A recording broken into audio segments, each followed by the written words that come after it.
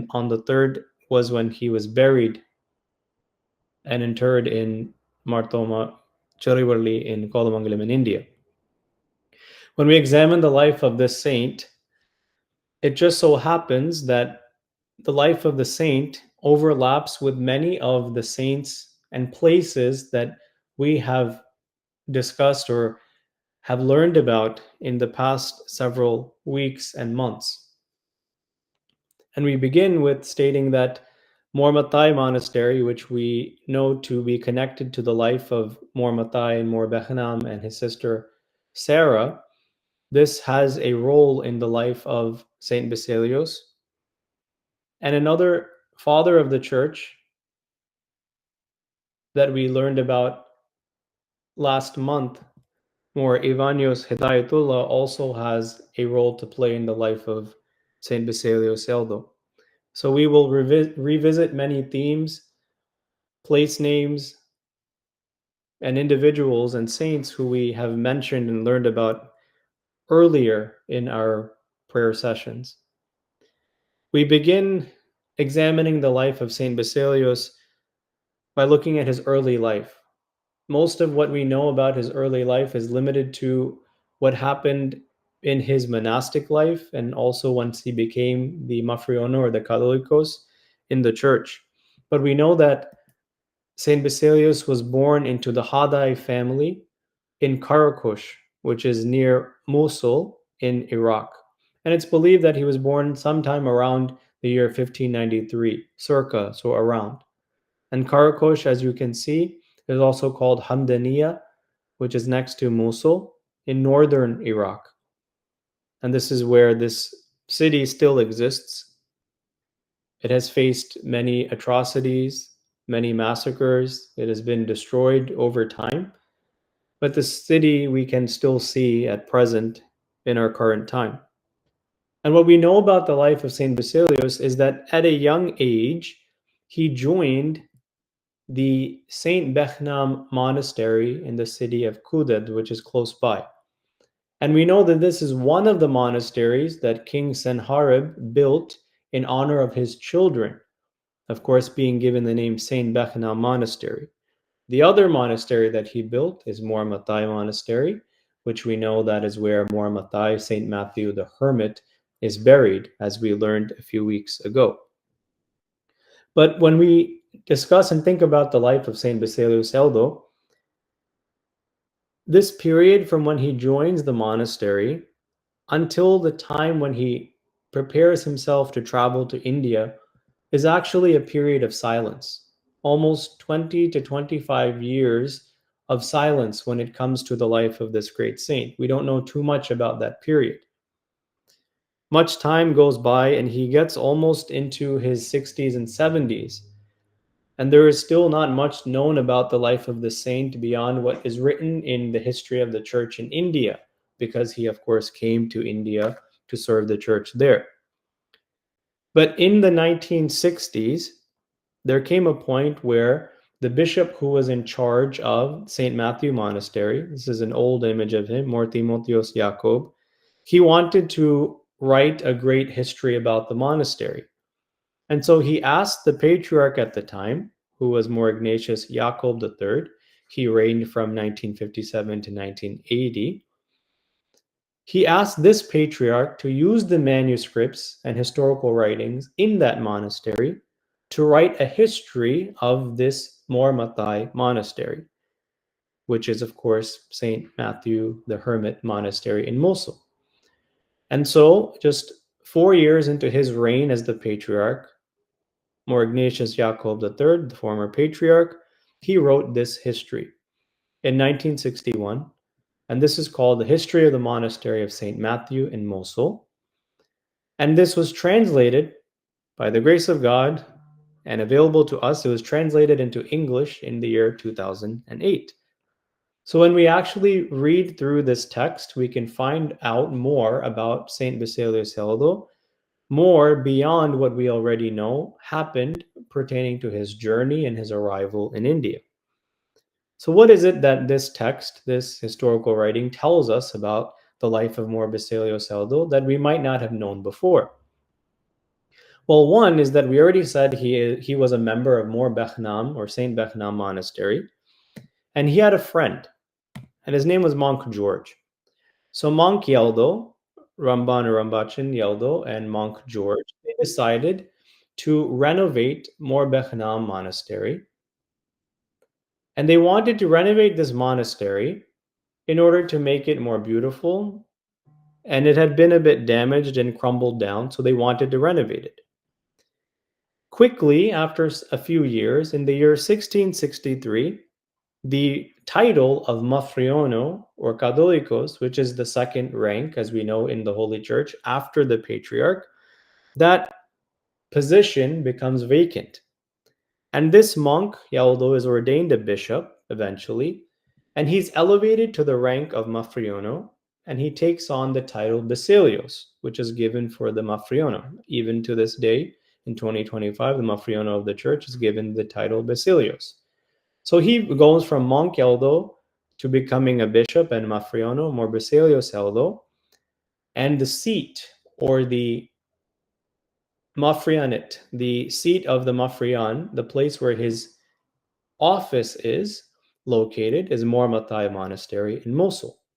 So he goes from Bechnam Monastery to Mor Matai Monastery, again, thinking of the connection between Mor Matai and Saint Bechnam as we've seen before. And he spends the next 6 years ordaining many priests. He ordains a bishop to serve as the head of the monastery. And the number of monks in the monastery grows by a great number while Mor Baselios is there.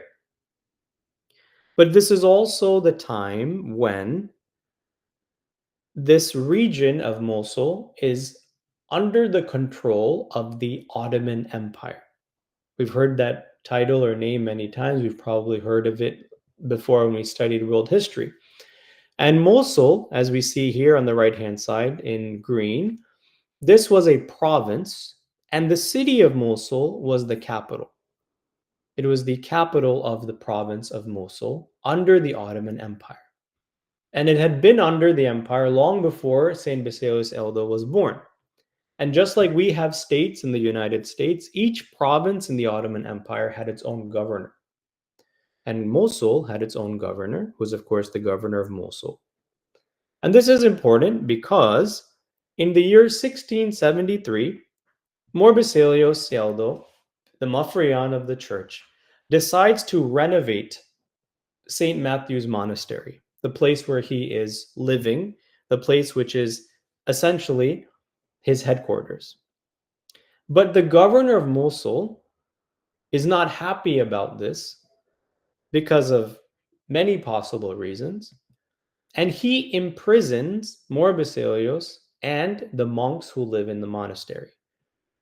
So, in other words, Saint Baselios Yeldho, the saint who we revere in the church, earlier in his life was put in prison. And this is possibly motivated by the corruption of the governor of Mosul. And we know that because eventually the monks are released, but Mor Baselios Yeldho remains in prison. The governor won't release him.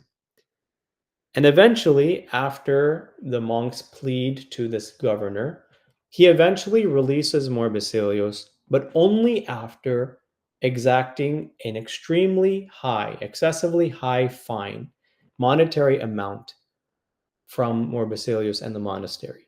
So it's quite possible that he was unhappy that this renovation was going to happen without him getting his share or his cut, if you will. And so he imprisoned St. Baselios, and he was in prison for some time. Eventually, St. Baselios returns to the monastery. He oversees the renovations, and he is able to live in a renovated monastery with his brother monks. And between the year 1674, after his imprisonment, and 1683, about a 9-year period, he continues in Mor Matai Monastery to perform his duties. And he's getting older and older, and he gets into a space where he turns 90 years old. And the year that he turns 90 years old, in 1683, The leader of the church in India, Marthoma II, as we've heard this before, he sends a letter to the patriarchate in the city of Mardin through a merchant named Joseph. And the request is this: please send us a bishop, a hierarch, and teachers to spread the faith and fight against the Latin church, the Catholics who are the Portuguese who are taking over and converting us to Catholicism. The patriarch at the time, Patriarch Abdul Mashiho I, he consecrates Holy Moron at the patriarchate in Mardin. As we see here, we've seen this image before when looking at the life of St. Ignatius Elias III. And so this patriarch, he consecrates Moron, and he also convenes a synod at the same event. And consecrating Holy Moron was also advantageous in this case because he would bring together all the hierarchy, the bishops of the church, including the Mafriono, because the Mafrian is the second one in rank, so he would naturally come for this consecration. And we've seen this before in the history of the church, even in recent years, in the last 20 or 30 or 40 years. For example, there is the consecration of Chrism at St. Mary's Church in Manargard in 1982. Patriarch Ignatius Zaka I consecrates it in the presence of the bishops and priests, and the Catholicos, more Baselios Paulos II, is present. And then in 2004, Ignatius Zaka I Bawa, older in age, consecrates Moron in the presence of more Baselios Thomas I, who passed away, of course, last year. So this is a tradition of the church that when Moron consecration, the chrism is consecrated, the hierarchy of the church, standing with the patriarch, naturally, they consecrate the Moron with the presidentship of the patriarch there and the Mafriano present as well. So it is in this context that the patriarch decides, okay, all the bishops of the church are there, the Catholicos, the Mafriano is here. Let's also call a synod to address this issue in India. And we know that up until this point, there was a saint of the church who had been serving the church in Malangada, who we talked about before, Saint Gregorius Abdul Jalil. He had been serving the church for 16 years. And so he has passed away in the year 1681. 2-3 years have passed. There's no more bishops coming. The Latin church is expanding. They're taking more and more people with them. The Orthodox church in India is suffering. So they need new leadership. And when the synod is convened, more Baselios Yeldho takes it upon himself to go on this journey to Malangara, to the church in India, to serve them. But there's a reason why he's willing and wants to do this. Because within the structure of the church, the way it was divided, we learned before that in the early church, early on, especially after the first three councils, the western part of the church was under the patriarch in order to take care of the places under the Byzantine Empire. But this side was under the Persian Empire. So the patriarch couldn't freely travel across this border and take care of these churches and communities in the east. So the Mafrian was consecrated in order to take care of the spiritual needs of this region. And we see here that the Mafrian had this responsibility. At one point in the 13th and 14th century, there were 13 dioceses under the Mafrian, under the Catholicos. And what's interesting is the Catholicos was also in charge or responsible for all of the East in this region because it was not part of the empire here. And that includes the church in Malangara. So Amor Baselios Yeldho takes it upon himself, thinking this is his spiritual children, his responsibility, and he's willing to go all the way to India in his old age. And we saw before, I've showed you this visual before, Amor Baselios goes back to Mosul, to his headquarters. He packs up his bags and his materials and everything he needs, and he departs for India through the city of Basra, going by sea through the Persian Gulf to India. And he's accompanied by More Ivanios, by Juma, who is the brother of More Baselios, De Arroyo Matai, and De Arroyo Joko. And we know that, unfortunately, eventually when they arrive in India, only More Ivanios, and some histories say De Arroyo Matai, and more Baselios arrived in Malingara. But we also know that they couldn't go straight shot to the coast and go to India, go to Kerala in the south, because along the coast was the Portuguese ports. The Portuguese military was here along these ports, their navy. So they had to go through the north. They landed here in what is now Talassery, travel by the mountains, and eventually go to the south to avoid the coast where the Portuguese are present. And so eventually in September 1685, more Baselios, more Ivanios, and again some histories say the Roya Matai arrive in Kodamangalam. We don't hear anything about De Roy Matai ever again, unfortunately. We don't know what happened to him. But this Mafriono, the bishop, and De Royo, the monk, they arrive in Kodamangalam. And we know that when we examine their travelogue, there are many miracles assigned to More Basilius at that time, having to do with wild animals, having to celebrate Holy Qurbana in the mountain, in the hills, in a place called what is later Parlivasal. And also, we see that once he arrives in Kodamangalam, Marfiano Baselios Yeldho consecrates More Ivanios as a metropolitan at the Chirivali, the church in Kodamangalam, and he gives the responsibility of serving the church in India to More Ivanios because he knows, More Baselios knows that he is very advanced in age and he's going to soon pass away. And exactly that happens 13 days later. More Baselios Yeldho, the Mafrian, the second in rank of the church, passes away in Malingala and he's entombed at Kodamangalam Chirivalli. And we saw before that before he passes away, he writes the Sustatikon. We said that is the word is Greek, we said before. That is the letter of appointment given to Morivanius by Morbiselius, telling him, these are your tasks, these are your rights, these are your powers, this is what you can do. And we have a copy of the original that is here. And we also heard of Morivanius before. Eventually, 2 years later, he creates and builds this church. Of course, this is a modern rendering after renovation, but the St. Mary's Church in Rakad, which is called Nercha Parli because it was a nercha or offering to God on behalf of Morivanius, commemorating the fact that himself and Mor Baselios Yeldho Bawa arrived in Malangara safely. And we also see other writings as well. In the Kodamangalam Sarivalli, where Morbiselios Yeldho is buried, there is an inscription in Syriac. It's been redone a few times, but this inscription records the life and death of Morbiselios and his companion, Mor Ivanios. In fact, last night during evening prayer, we can see an image. This is evening prayer yesterday, led by the successor of Morbiselios Yeldho, Mafrian of the church, Morbiselios Joseph. On the wall right here on the north side of the church on the wall is this inscription. It's right here, so you can clearly see where it's written.